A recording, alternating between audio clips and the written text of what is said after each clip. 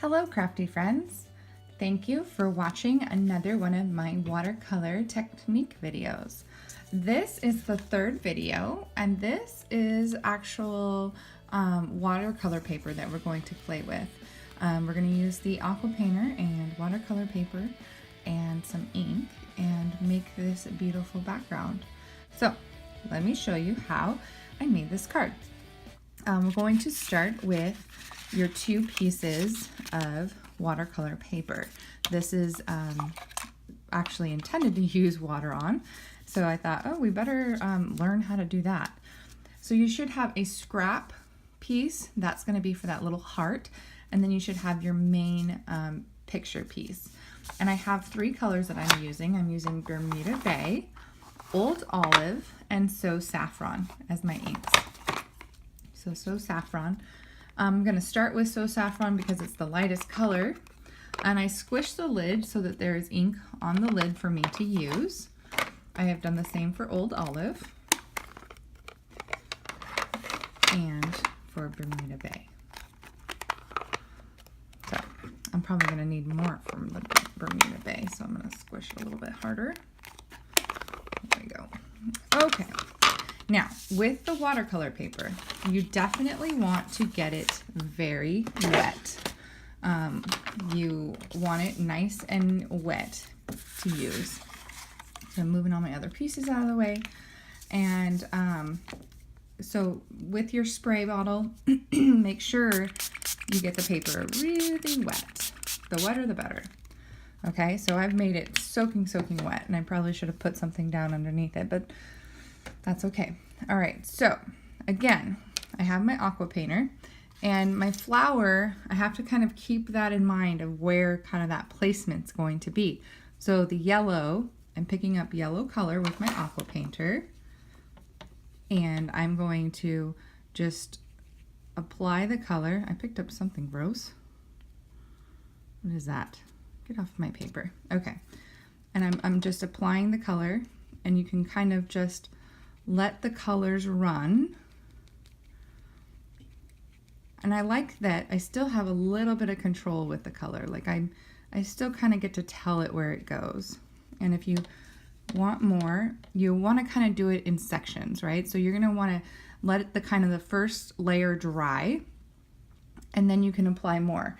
And if you see that your color's running too much, you can also dab and pick up some of that color. So see, I'm almost picking up all my color, but that's, you kind of want to go in layers with your watercolor. So I'm going to put my flowers down, and I'm going to take off some of the yellow color. And now I'm going to go in with the green, picking up a little bit of green. I don't want it too dark, but I want it to be, so I'm kind of doing my leaf. I've got a leaf up here. I've got a leaf down here, and it just doesn't have to be perfect, just has to be in the general area. And then I've got a leaf off to the side here. And that's what I like about watercolor, is that it can be whatever you want it to be. It doesn't have to be perfect. It's not intended to look perfect. So I'm getting a little bit more yellow. I'm picking up some more yellow to try and apply a little bit more yellow color now that the paper's dried a little bit. Kind of the second layer.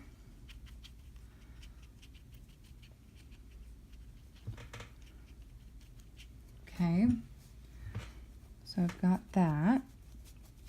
And then while my watercolor paper is still slightly damp, I'm going to pick up some Bermuda Bay for my background. And I'm just squishing the water. I want to make sure my aqua painter is very thick with water, and I'm going, spreading the color around my flower,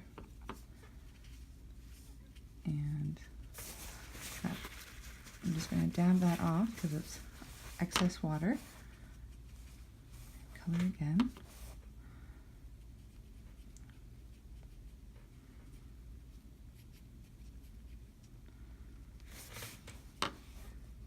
And that's the beauty of it, is you can make it as dark as you want or as light as you want. And I, may want it darker in some spots and lighter in others. Okay, so there's my how my flower and my sky, that's kind of what I translate it to look like, my flower and my sky to be. And I'm actually really happy with that. Now, if you felt like you didn't have enough color on your paper or you wanted it darker in some areas, you can let it dry and come back, spritz it again, and add a second layer of color. But I really like that. And then the second piece, remember we have our scrap piece of paper here. I shouldn't have closed my Bermuda Bay because I need to add blue to this piece of paper as well. So I need to get it wet. I'm going to do this on the paper towel this time. Okay, so I've got it wet. Let it kind of soak up the water. I've made sure my tip of my aqua painter is wet, and I'm just picking up color and I'm just adding it to my piece of watercolor painter or watercolor paper. So I want to let that sit and pick up the color. All right, so cleaning my aqua painter, you want to get all the color out of it. Squeeze water if you need to. Watercolor paper is really fun to play with and get the colors onto the paper and see how they turn out when they dry. So I am going to go and kind of speed dry these with the heat gun.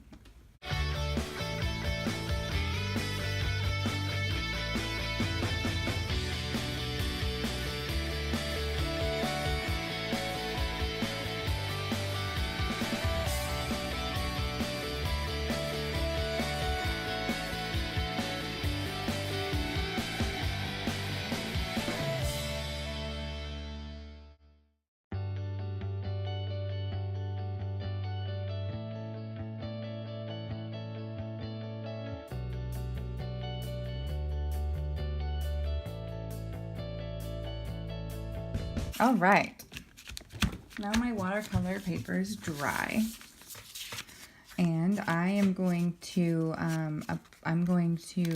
actually cut out my heart first. And so I'm using the Sweet and Sassy framelits. It has two different types of hearts, but in several different sizes. I use the smallest of the kind of curvy heart, smallest piece.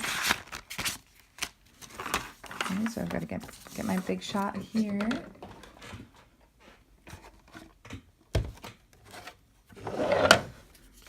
Put my piece of colored paper, watercolor paper, and cut out my heart. And my piece should be like just exactly right. I could have gave myself a little bit more room. But we're going to pretend you're going to have a better piece than I did. But we're going to pretend that's right. Hopefully it comes out okay. And put my framelit away.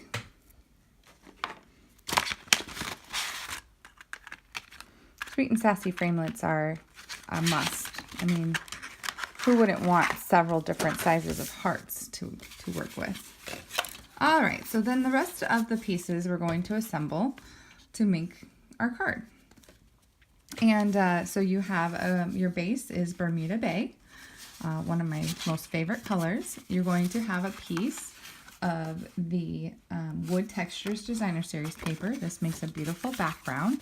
All of the textures are going to be slightly different because the pack comes with different textures. So yours may not look exactly like mine, but it still has the wood texture. You're also going to have a scalloped square. That's going to be the background piece for your watercolor. You'll have your white flower, which we're going to kind of line up within your watercolor to make it look intentional. And then you have your heart. And you're actually going to want to color your heart with some Wink of Stella or glitter or whatever you have. I just like to add a little bit of bling and sparkle to my cards. So there, that's all it needed, just a little sparkle. Okay, So now we're going to put our pieces together. Oh, you also have a piece of this beautiful shimmery Bermuda Bay ribbon. And this is part of a 3-pack of ribbon that you get for free. It's in the Celebration catalog. It comes in 3 colors, Calypso Coral, Basic Gray, and Bermuda Bay. This is one of those free items that you can get out of the Celebration catalog for every $50 that you spend.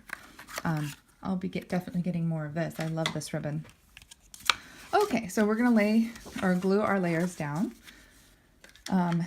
You'll want to use good adhesive like Fast Fuse or Runner.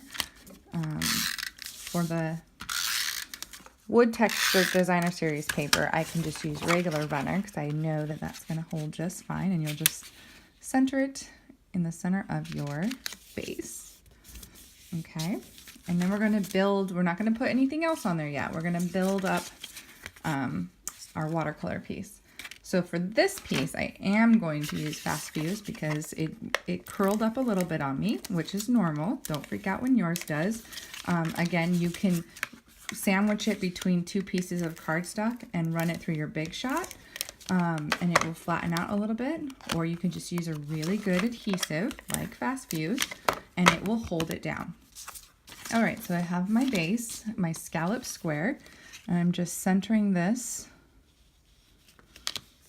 within, and I didn't do a very good job. And Fast Fuse, once you put it down, does not come back up. So I'm stuck. So that's kind of the downfall to using Fast Fuse, but it still looks good. I'm still happy with it. Okay, and then you're going to want to glue down your flower, and you're going to kind of figure out where it is you want your flower. And you'll need to use a liquid glue. You can use the fine tip glue pen, or you can use Tombow glue. I'm going to use the fine tip. Fine tip glue has a very needle point tip to it. Oh my goodness, something has happened with my glue.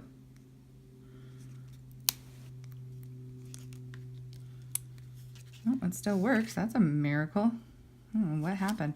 All right, so I'm just putting glue around, and I love the fine tip allows me that kind of precision of glue.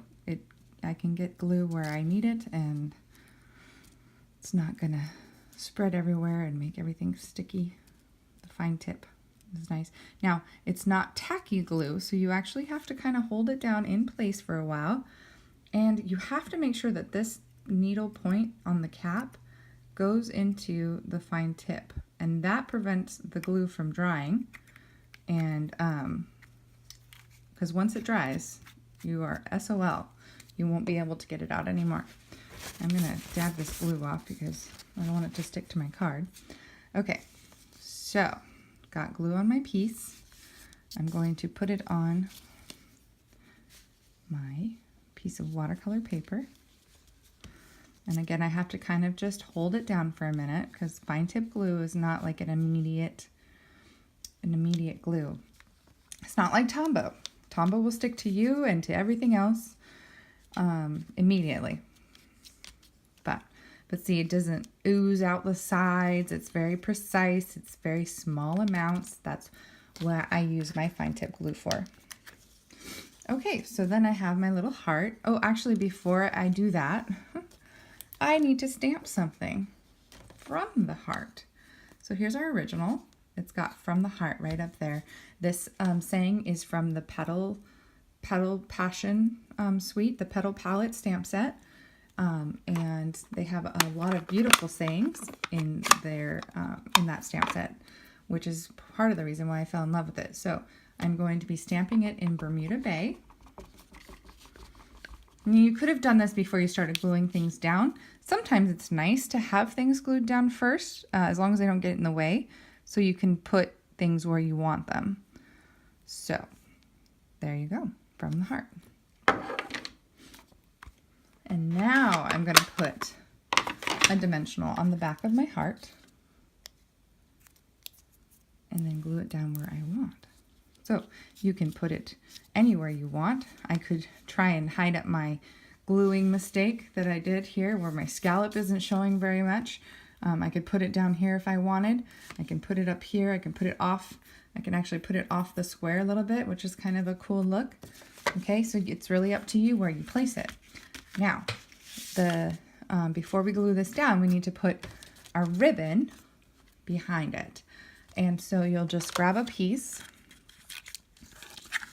and I'm just going to cut off a piece here. Okay. All right, so you're gonna kind of wanna figure out where you want your ribbon. You know, you're gonna loop it through,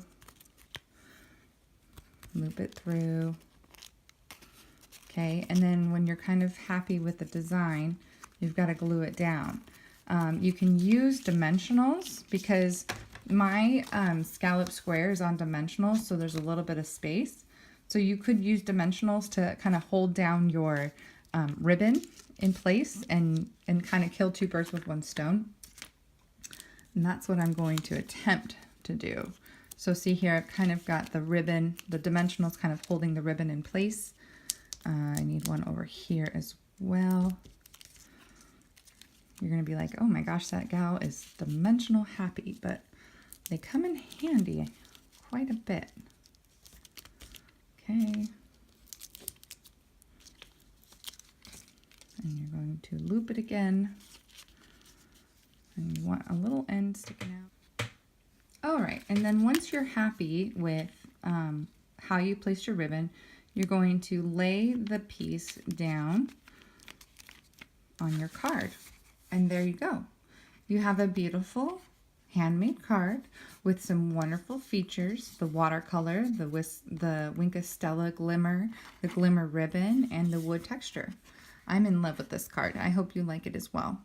And keep playing with that watercolor paper. It is so much fun to try those different kind of techniques and blending colors and layering colors. All right. Thank you guys. Bye-bye.